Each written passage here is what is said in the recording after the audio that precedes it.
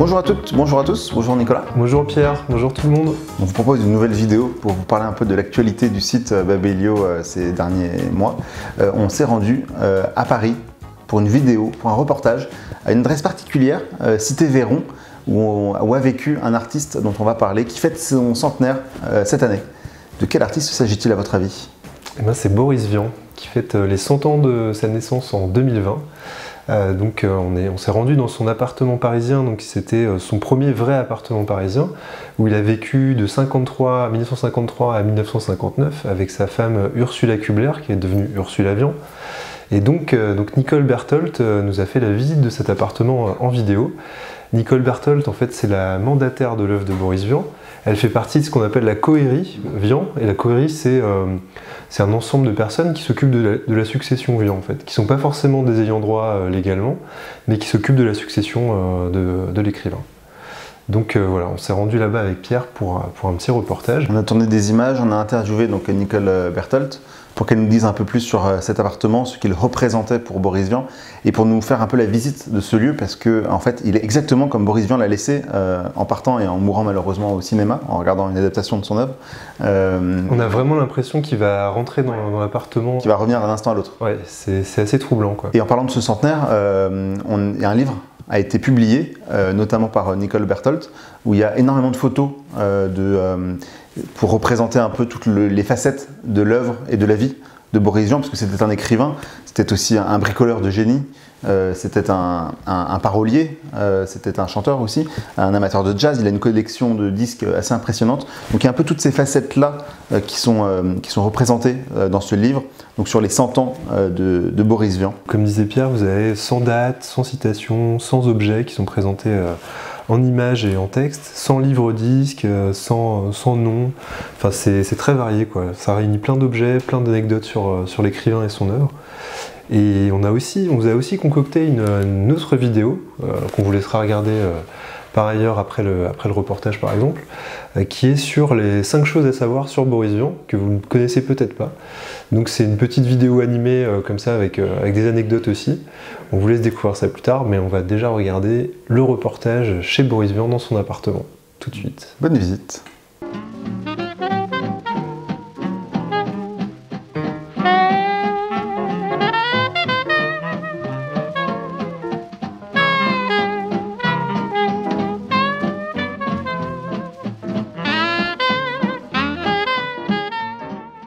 Nous sommes Cité Véron, dans une petite venelle en fait, qui est derrière le Moulin Rouge, en fait dans l'arrière du Moulin Rouge, à Montmartre. Et nous sommes dans l'appartement que Ursula et Boris Vian ont occupé de 1953 à 1959. Cet appartement, Boris Vian et Ursula le louaient, et Ursula, après le décès de Boris, a décidé de le garder. Et c'est pour ça que nous sommes en 2020, l'année du centenaire, et nous sommes toujours là, parce que c'est un appartement qui est tout à fait vianesque, si je puis dire, et surtout qui retrace très très bien finalement son univers et peut-être même sa pensée. Ici, si on parle de la Cité Véron, on va voir un lieu pour Boris Vian qui va beaucoup compter. Tout simplement parce que c'est son premier vrai appartement. Ursula et Boris sont sur le bail, donc de la société immobilière du Moulin Rouge. Ils ont un voisin qui s'appelle Jacques Prévert, qui lui-même est là avec sa femme et sa fille. Il en a d'abord un petit 2 pièces. Il n'aura pas vu sur cette fameuse terrasse des 3 satrapes et sur les ailes du moulin qui tournent à l'envers tout de suite. Mais il va pouvoir s'épanouir, il va pouvoir s'installer, installer ses disques, installer ses écrits, il va pouvoir rayonner. En fait là, inviter ses copains, avoir un piano bastringue, mais un piano quand même, et il va pouvoir retravailler peut-être, parce que ça lui était très difficile avant. Il est vraiment tombé dans une ornière qui lui a coûté cher, et parce que son œuvre ne marchait pas, et il va se déployer ici avec la musique, beaucoup de musique. Donc oui, c'est un lieu qui va compter, puis il va pouvoir faire ce qu'il aime par-dessus tout, c'est-à-dire de la menuiserie.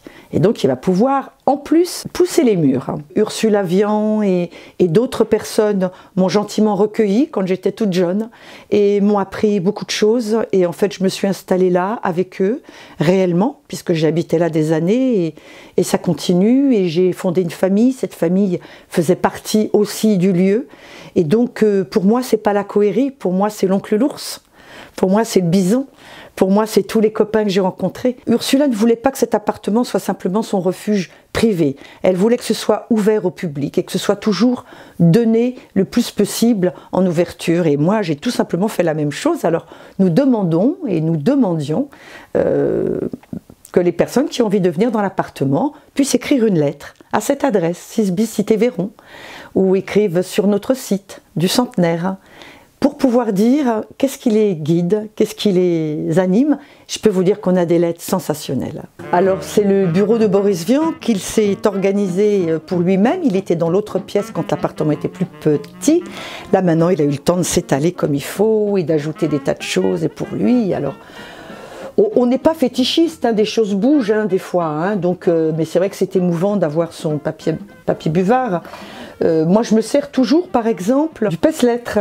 Voilà, parce que moi aussi j'écris pas mal de lettres et donc on se sert du pèse-lettres. Oh, ça c'est assez sympa aussi.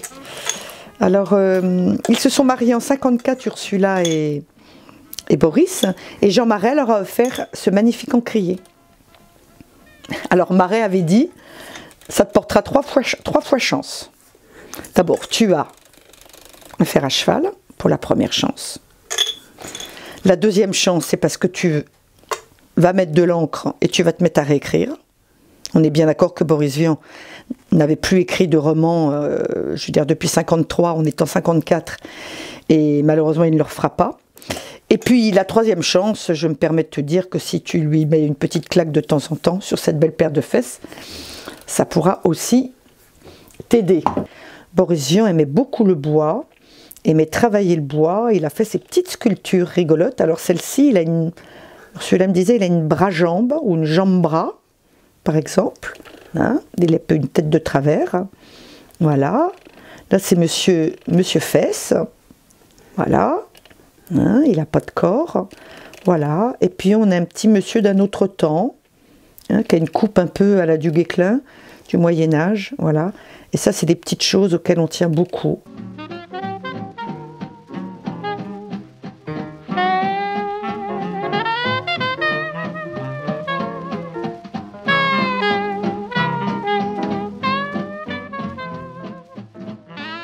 D'animer ce livre avec plus de 500 documents et de montrer qui il était, qui il appréciait, dans quel monde il croisait, d'expliquer aussi quel était son univers et au-delà de son univers.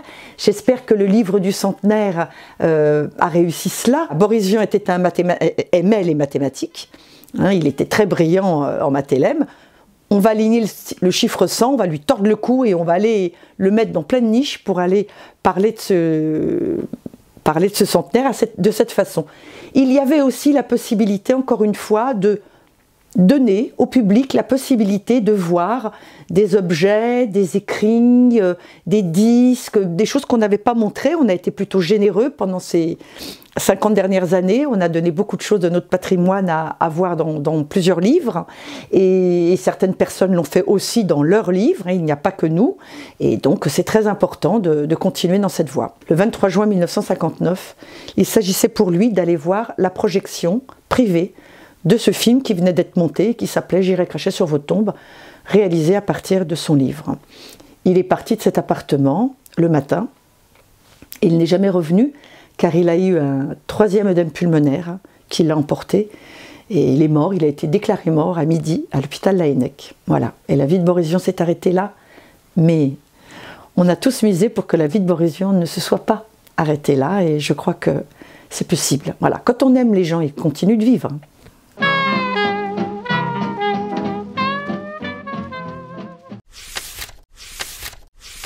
Alors vous l'avez peut-être remarqué, depuis quelques jours, il y a une nouvelle rubrique sur Babelio, une page catégorie. Donc c'est une page que je vais laisser Pierre vous présenter. C'est un peu Pierre Fromos, c'est un peu l'architecte de cette nouvelle rubrique. Donc il va vous la présenter un peu en détail pour vous dire tout ce qu'elle peut contenir et tous les avantages qu'elle comporte. Depuis la création de Babelio, il y a maintenant près de 2 millions de critiques qui ont été publiées. C'est environ 1000 critiques nouvelles par jour. Et si le site s'avère être un très bon outil pour répondre à la question est-ce que ce livre a plu au lecteur et pour trouver des contenus sur un titre donné, on s'est rendu compte que trouver des recommandations spontanées sur des genres déterminés, c'était un peu comme chercher une aiguille dans une botte de foin, puisqu'il y a beaucoup plus de recommandations que de lecteurs.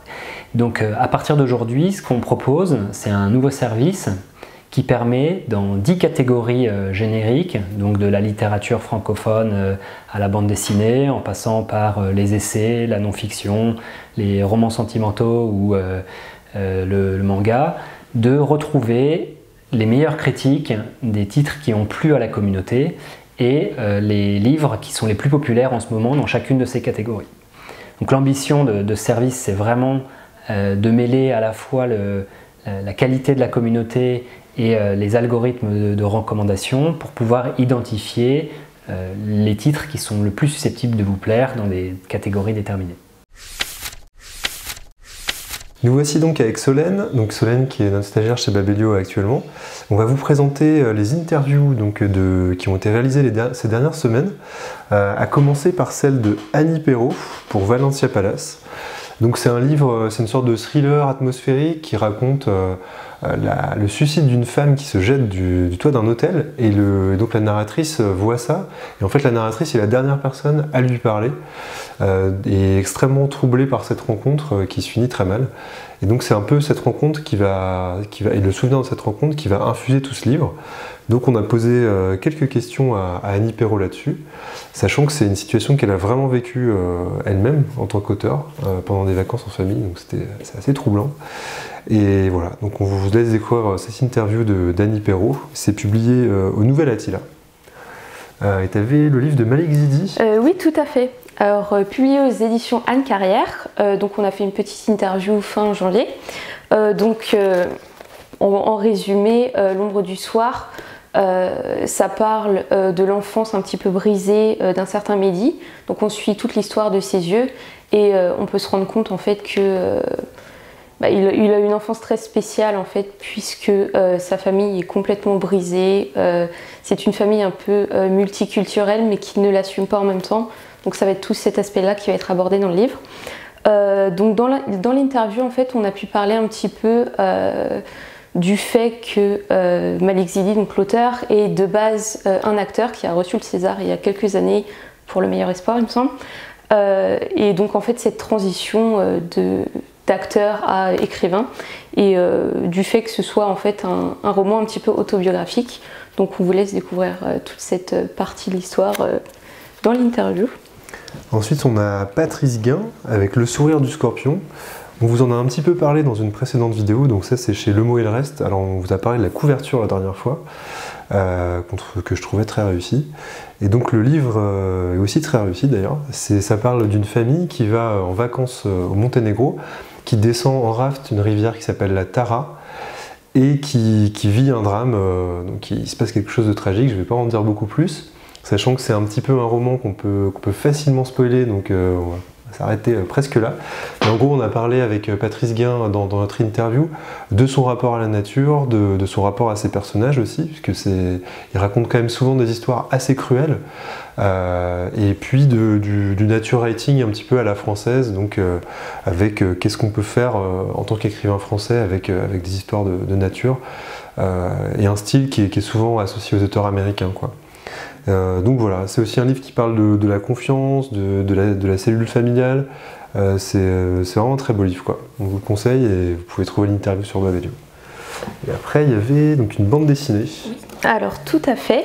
Donc cette bande dessinée, ça s'appelle Les Esprits de l'escalier. C'est une collaboration entre Clémentine Beauvais et Gérard Gerlet. C'est publié chez Sarbacane. Alors du coup, l'histoire, ça se concentre autour de deux fantômes, donc récemment décédés ou pas, qui se rencontrent dans un bâtiment parisien. Et donc le fantôme va tomber amoureux de la fantomette et il y a toute une histoire qui serait autour de ça. Il n'est pas, on va dire, n'est pas à l'aise avec le fait de lui dévoiler ses sentiments, donc il va se passer toutes des petites situations, etc. Donc par exemple, vous pouvez voir les dessins qui sont assez dans une thématique douce et des couleurs très nacrées, etc. Donc, je vous spoil pas, hein, je vous montre un petit peu. Voilà. Donc, donc dans cette interview, on a pu parler avec Clémentine Beauvais et Gérard Garlet sur comment cette rencontre et cette réalisation est devenue réalité. Et petite anecdote, en fait, les deux auteurs et dessinateurs se sont rencontrés dans un escalier, donc d'où le titre du livre. Donc c'était une petite, voilà, les esprits de l'escalier, petite anecdote. Et voilà, on vous laisse en découvrir plus sur l'interview. Et pour finir, on a donc le syndrome de Palo Alto de Loïc Hecht, qui est un premier roman, et donc c'est un roman sur, comme l'indique son titre, donc Palo Alto c'est un quartier de San Francisco, et en fait c'est un roman sur les GAFAM, donc ces grosses entreprises du numérique, Google, Amazon, Facebook et compagnie. Comment en fait ces entreprises du virtuel arrivent à modifier le réel d'une manière très profonde, c'est-à-dire l'augmentation des loyers à San Francisco, des choses liées à nos vies contemporaines, au fait qu'on soit complètement dépendant à nos téléphones portables, aux applications, ce genre de choses. Et c'est un roman donc, qui centre sur quelques personnages. C'est un roman à l'américaine, c'est-à-dire que c'est vraiment inspiré de ce qu'aime l'auteur, donc la littérature américaine, où il y a beaucoup de réflexions sur son époque, il y a une vraie dynamique, un vrai rythme dans ce livre. Et donc ça aborde pas mal de questions autour du virtuel et du réel, quoi. Notamment le militantisme aussi, comment on fait pour survivre à l'époque numérique, tout ça, quoi. Et donc c'est publié chez Léo Cher. Voilà. Voilà pour les interviews de ces dernières semaines. On vous retrouve bientôt pour d'autres interviews. Et donc voilà un peu l'actualité de ce mois-ci, donc qui était très marqué, qui va être encore très marqué par Boris Vian, hein, les prochains mois. Toute l'année en fait va être un peu marquée par ce centenaire Boris Vian. Il y a beaucoup de choses qui vont arriver sur Babelio ou ailleurs. D'ailleurs, il y a un site de référence qui regroupe tous les événements qui sont liés au centenaire, donc à tout ce qui va avoir lieu, notamment des concerts, il y a même l'édition d'un timbre-poste, des événements un peu partout en France, et des sorties de livres aussi, puisqu'il y a des inédits, il y a des adaptations de ces livres en BD aussi. Donc vous pouvez retrouver tout ça. On vous mettra le lien en description de la vidéo, comme ça vous aurez le contenu de tout ce qui va se passer en lien ici. Et donc voilà, Et on se retrouve nous le mois prochain pour de nouvelles aventures livresques, avec un peu de nouvelles choses à présenter sur les nouveautés de Babelio et de l'univers du livre. Donc on se retrouve le mois prochain. À très vite. Bonne lecture.